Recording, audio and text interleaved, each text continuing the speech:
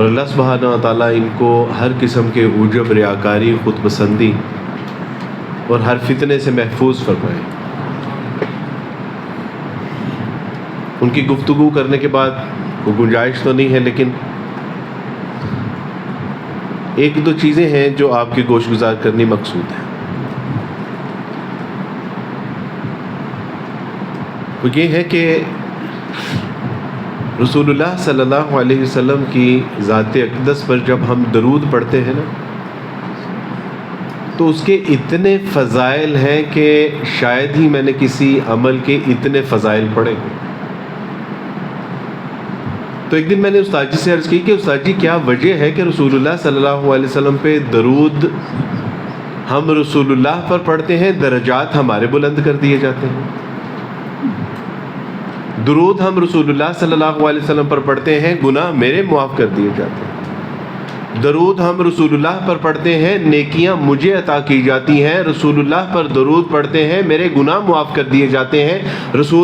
درود و سلام رسول اللہ پر پڑھتے ہیں، جبرائیل ہمارے لیے دعا کرتے ہیں، فرشتے ہماری مغفرت کی دعا کرتے ہیں۔ اور ایک حدیث فرمایا کہ جو رسول اللہ پر درود پڑھتا ہے، اللہ اس پر درود اور سلام بھیجتے ہیں خود۔ میں نے استاد جی سے کہا کہ استاد جی وجہ کیا ہے کہ اتنے فضائل؟ کہا کہ کسی کے محبوب کو خوش کرو، اور وہ جس کا محبوب ہے وہ قادر بھی ہو، وہ عادل بھی ہو، وہ ان اللہ علی کل شیء قدیر بھی ہو، وہ خالق بھی ہو، مالک بھی ہو، وہ بادشاہ بھی ہو، تو پھر تصور کرو کہ تم جس کے محبوب کو خوش کر رہے ہو، پھر وہ تمہیں خوش کرے گا یا نہیں کرے گا؟ تو یہ تو صرف درود ہے۔ اور اگر آپ رسول اللہ صلی اللہ علیہ وسلم کی عزت اور ناموس کا دفاع کریں گے تو میرے دوستو، بھائیو، بزرگوں، ایک ہے درجات کی بلندی کی دعا، ایک ہے مقام محمود کی دعا، اور ایک رسول اللہ صلی اللہ علیہ وسلم کی عزت، ناموس، آپ علیہ الصلوۃ والسلام کی آبرو کی دعا۔ یعنی کیا وجہ ہے، معنی کیا ہے کہ رسول اللہ صلی اللہ علیہ وسلم جس زینب کے آمد کے اوپر کھڑے ہو جایا کرتے تھے، آج اس زینب کی عزت تعطار کی جا رہی ہے، لیکن مسلمان کھڑا ہونے کے لیے تیار نہیں ہے۔ What is that? آخر معنی کیا ہے؟ کوئی تو مسلحت ہوگی، میاں ہمیں بھی بتاؤ۔ ہمارا بھی جی چاہتا ہے کہ ہم اپنے گھر بار میں آرام سے بیٹھیں، ہمارا جی بھی چاہتا ہے کہ اپنے بال بچوں کے ساتھ ہنسی مذاق کریں، ہمارا جی بھی چاہتا ہے کہ کاروبار میں وقت گزارے، اور میاں کیوں اتنے ٹھنڈے مزاج ہو کے بیٹھے ہو؟ کوئی کچھ ہمیں بھی تو بتاؤ نا کہ اللہ کے حضور جا کے ہم بھی وہ عذر پیش کریں گے کہ اللہ سبحانہ و تعالیٰ جی یہ وجہ تھی، وقت نہیں تھا، وسائل اور ذرائع نہیں تھا۔ اشارتاً جو کیسر نے آپ سے بات کی ہے نا، وہ بات میں جو ایک چیز پنہاں ہے وہ یہ ہے کہ ہم نے خود فزیکلی لوگوں کے پاس جا جا کے باتیں بتائی ہیں، سمجھائی ہیں، دکھائی ہیں، ثبوت پیش کی، اداروں کی فہرست ہے وہ دکھائی ہے۔ ان ساری کارروائیوں میں، اس کی روک تھام میں، ان کی پکڑ دکڑ میں ادارے اپنا کردار ادا کر رہے ہیں، عدالتیں اپنا کردار ادا کر رہی ہیں، F I A cyber crime اپنا کردار ادا کر رہا ہے، پولیس اپنا کردار ادا کر رہی ہے، ایجنسیز اپنا کردار ادا کر رہی ہیں، نظریاتی کونسل نے اپنا کردار ادا کیا ہے، P T A Pakistan telecommunication authority نے اپنا کردار ادا کیا ہے، یہاں تک کہ پیمرا نے اپنا کردار ادا کیا ہے۔ ہم نے دکھایا کہ یہ سارے ادارے اس کی روک تھام کے لیے کام کر رہے ہیں، لیکن ایک مسلمان کا فریضہ پھر بھی ہے کہ وہ اس کے لیے آواز اٹھائے، تحریر لکھے، تقریر کرے۔ ہمیں شاباشی اور تسلی دے کے بھیجا جاتا ہے کہ جی ہم آپ کے ساتھ ہیں، اور اس کے بعد ہمارا فون بھی نہیں اٹھایا جاتا۔ آپ تصور کر سکتے ہیں کہ کس کرب سے گزرتے ہوں گے، کس تکلیف سے گزرتے ہیں۔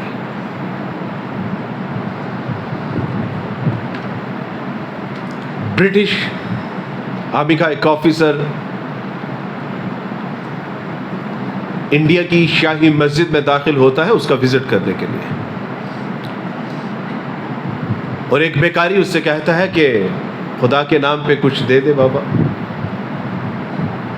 वो अपना वॉलेट निकालता है, उसमें से कुछ पाउंड निकालता है और उसको देता है। वो अपना वॉलेट जेब में डालता है तो जेब में नहीं जाता बल्कि नीचे गिर जाता है। वो बेकारी उसका वॉलेट उठाता है और इस नीयत से उसको अपने कपड़े के नीचे रख देता है कि जब वापस आएगा तो मैं इसको इसका ये वॉलेट लौटा दूंगा। लेकिन वो किसी बगली दरवाजे से निकल जाता है और वापस आता ही नहीं। कई साल गुजर जाते हैं, इत्तेफाक से वही ब्रिटिश ऑफिसर दोबारा उसी मस्जिद में आता है। वो पहचान लेता है, कहता है कि साहब आपकी एक अमानत है मेरे पास, अगर आप रुके तो मैं आपको लौटा सकता हूँ। भागा भागा घर गया, वो वॉलेट लिया, उसको दिया, और जब उस ऑफिसर ने वो पैसे देखे तो उसने कहा कि इसमें तो इतने पाउंड है कि तुम्हारी सारी जिंदगी सहल गुजर सकती थी, आसानी से। तो उसने कहा कि मैं बेकारी हूं, मैं बेगैरत थोड़ी ना हूं। What are you talking about man? वो क्या बात कर रहे, बेकारी हो बेगैरत नहीं। उसने कहा देखें मसला ये है। उसने कहा साहब कि मसला ये है कि हश्र कायम होता और रसूलुल्लाह सल्लल्लाहु अलैहि वसल्लम हौज़े कौसर पे होते और हम इस इंतजार में होते कि हमसे आगे वाले साहब को हौज़े कौसर मिलेगा और उसके बाद हमें मिलेगा, और उसी असना में मसीह अलैहिस्सलाम हौज़े कौसर पे तशरीफ लाते और वो कहते मेरी तरफ देख के कि मोहम्मद सल्लल्लाहु अलैहि वसल्लम, मेरे एक उम्मती का एक वॉलेट गिरा था और इस शख्स ने उठाया था और फिर उसको लौटाया नहीं था। तो कहा कि इस बात से मेरे रसूल सल्लल्लाहु अलैहि वसल्लम के चेहरे पे जो नागवारी होती ना, मुझे वो किसी सूरत कबूल नहीं है। दैट्स वाई मैं बेकारी हूं, बेगैरत नहीं। मेरे दोस्तों भाइयों बुजुर्गों, हमसे तो वो बेकारी ही बेहतर गुजरा कि जो रसूलुल्लाह सल्लल्लाहु अलैहि वसल्लम के चेहरे पे नागवारी के आसार को भी बर्दाश्त नहीं कर सका, और हम यहाँ पर रसूलुल्लाह सल्लल्लाहु अलैहि वसल्लम, अहले बैत, सहाबाए किराम, उम्महातुल मोमिनीन और कुरान मजीद के साथ जो तशद्दुद किया जा रहा है, जो तौहीन आमेज मुआमलात किए जा रहे हैं, हम कैसे खंदा पेशानी के साथ ये सारे मामलात को दरगुजर करते जा रहे हैं।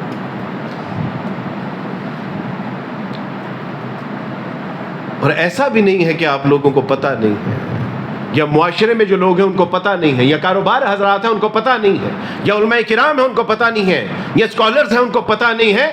लेकिन ना जाने कौन सा इनके पास फॉर्मूला है कि ये इतनी आसानी के साथ इन सारी चीज़ों को नज़रअंदाज कर रहे हैं।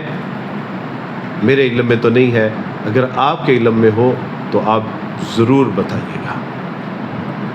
मगर ना सच्ची बात है कि सहाबाए किराम रिज़वानुल्लाह अजमईन, यानी उनका तो हम तसव्वुर भी नहीं कर सकते कि उनका रसूलुल्लाह सल्लल्लाहु अलैहि वसल्लम के साथ मुआमला क्या था, लेकिन उनके दावे हमारे जैसे नहीं थे। कि जो आज हमारा दावा है कि हुर्मत रसूल सल्लल्लाहु अलैहि वसल्लम पे जान भी कुर्बान है, कम से कम इस तरह के दावे नहीं थे, उनका अमल था। एक सहाबी को जब सूली पर लटका दिया गया और क्या ही करीब है कि वो शहादत का जाम नोश फरमाने वाले हैं, उनसे कहा कि फर्ज करो कि तुम्हारी जगह पर अगर मोहम्मद होते और तुम अपने बाल बच्चों में खुशी खुशी गुजर बसर कर रहे होते, तो उन्होंने कहा कि चलाओगे और चलिया मनते रसूलुल्लाह सल्लल्लाहु अलैहि वसल्लम दे बारे च इन्नी गल भी बर्दाश्त नहीं की कि मैं घर अपने बाल बच्चों दे विच होंदा और मेरे रसूल सल्लल्लाहु अलैहि वसल्लम दे पैर दे विच एक कंडा भी चुभ जांदा, और मन्नू ते भी बर्दाश्त नहीं गा। लाओ अपने तीर और कांटे, तीर और कमान, तलवारें निकालो और जिस तरह चाहते हो मेरे जिस्म की बोटियां नोच, देयर इज नो प्रॉब्लम। लेकिन मैं रसूलुल्लाह सल्लल्लाहु अलैहि वसल्लम के बारे में ये तसव्वुर भी नहीं कर सकता कि उनके पांव में कांटा चुभ जाए। फर्ज कीजिए कि रसूलुल्लाह सल्लल्लाहु अलैहि वसल्लम अभी अगर इस दरवाजे से आ जाए, ہم میں سے کون ہے کہ جو رسول اللہ صلی اللہ علیہ وسلم کو منہ دکھانے کے قابل ہے؟ آپ نے اگر پوچھ لیا کہ میری زینب، میری فاطمہ، میری ازواج عائشہ، خدیجہ، ان کی کریکٹر اسیسنیشن ہوتی رہی، گندی تصویروں کے ساتھ اوپر ان کے نام لکھے جاتے رہے، وہ اللہ کا کلام کہ جو تم کو ذلت اور رسوائیوں سے نکالنے کے لیے آیا تھا، 39 قرآن مجید NCCIA کے آفس میں پڑے ہیں کہ جن کے اوپر منی کے قطرے پڑے ہوئے ہیں۔ FIA سائبر کرائم کہتا ہے کہ عبدالوارث بھائی ہم ڈپریشن کا شکار ہو چکے ہیں، یہ قرآن مجید ان کی حفاظت کرنی پڑتی ہے کیونکہ یہ ایویڈنس ہے، یہ ثبوت ہے، ہمیں سنبھالنے پڑ رہے ہیں پچھلے کئی سالوں سے۔ اور حکومت کی بے حسی یہ ہے کہ وہ اس کے اوپر کوئی قانون سازی کرنے کے لیے تیار نہیں ہے کہ اس کے اوپر کوئی شواہد دیے جائیں، کوئی ثبوت دیے جائیں، کوئی ویڈیو کو مجسٹریٹ کو اس کے اوپر وٹنس بنا دیا جائے اور ان کو طہارت کا معاملہ کر کے ان کی تدفین کر دی جائے۔ اتنی یعنی جو رسول اللہ صلی اللہ اور اس کے رسول کے نام پہ جو حاصل کیے جانے والا وطن تھا، آج اسی وطن میں رسول اللہ صلی اللہ علیہ وسلم کی عزت اور آبرو کی دجیاں، کتاب اللہ اے میرے دل چل کہیں اور چل، اس وطن میں اب اپنا گزارا نہیں، بات تو ہوتی گلوں کی تو سہ لیتے ہم، اب تو کانٹوں پہ بھی حق ہمارا نہیں۔ اس وطن کو جب بھی ضرورت پڑی خون ہم نے دیا، گردنیں بھی کٹی، اب یہ ہم سے ہی کہتے ہیں اہل چمن یہ چمن ہے ہمارا تمہارا نہیں۔ اب تو اس پہ اتنا حق بھی نہیں ہے کہ اللہ اور اس کے رسول صلی اللہ علیہ وسلم کی دین کی حفاظت کے لیے قانون سازی کا کہا جائے تو کہتے ہیں آپ لوگ تو دیوانے ہیں، اور کوئی کام نہیں ہے، ریاست سیاست کو اور کوئی کام نہیں ہے، اس کی اور کوئی ذمہ داریاں نہیں ہیں۔ ٹھیک ہے میاں، اور اس کی بنیادی وجہ یہ ہے کہ کوفہ والے اگر خاموش نہ رہتے تو واقعہ کربلا بھی نہ ہوتا۔ اس کی بنیادی وجہ یہ ہے، آج اگر اس نہج پر پہنچے ہیں تو اس کی بنیادی وجہ یہ ہے کہ ہم سراپا خاموش بیٹھے ہیں، اور اللہ سبحانہ و تعالیٰ کی توفیق سے جس دن یہ بلبل کی جو نالہ بلبل ہے نا، یہ جو 10-12 لوگ ہیں، جب ایک توانا آواز ہوگی تو اللہ سبحانہ و تعالیٰ کی توفیق سے قانون تب بنتے ہیں کہ جب عوام، قوم، ملک، ملت اور امت سراپا احتجاج ہوتی ہے، تب ریاست اور سیاست بھی اس بات کو تسلیم کر چکی ہے، کر پاتی ہیں کہ مسئلہ بڑا ہے۔ اب تو وہ ہمارے 10-12 لوگوں کی بات کو سنجیدہ لیتے ہی ہیں۔ اسلام میں ہاتھ جوڑنے جائز نہیں ہے، وگرنہ آپ لوگوں کے سامنے ہاتھ جوڑ کے گزارش کرتا کہ اللہ کا واسطہ ہے، معاملے کی حساسیت کو سمجھتے ہوئے اس کے لیے اپنا جان، مال، وقت، عزت، آبرو سب کچھ لگا دیجیے، اور جب یہ لگائیں گے تو تب ہی اللہ سبحانہ و تعالیٰ کے حضور کسی صورت قابل قبول ہو پائیں گے، وگرنہ ذلت اور رسوائی تو ہمارا مقدر ہوا ہی پڑا ہے۔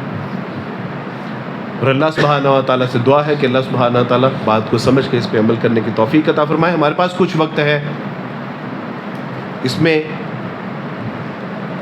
آپ احباب کم سے کم کہ جن کو مسئلہ سمجھ نہیں آیا، کسی بارے میں کوئی کنفیوژن ہے، انکلیئرٹی ہے، سمجھنا چاہتے ہیں، کچھ کرنا چاہتے ہیں، کوئی رائے ہے، تجویز ہے، کسی کے ہاں کوئی ایسا کیس ہے جو ون ٹائم شیئرنگ والا ہے، تو ضرور جو آپ کے خدشات ہیں، سوالات ہیں، ان کو کیجئے۔ انشاءاللہ اللہ سبحانہ وتعالیٰ نے چاہا تو کیسر بھائی میں حاضر ہیں آپ کے سوالات کے جواب دینے کے لیے۔ وآخر دعوانا ان الحمد للہ رب العالمین۔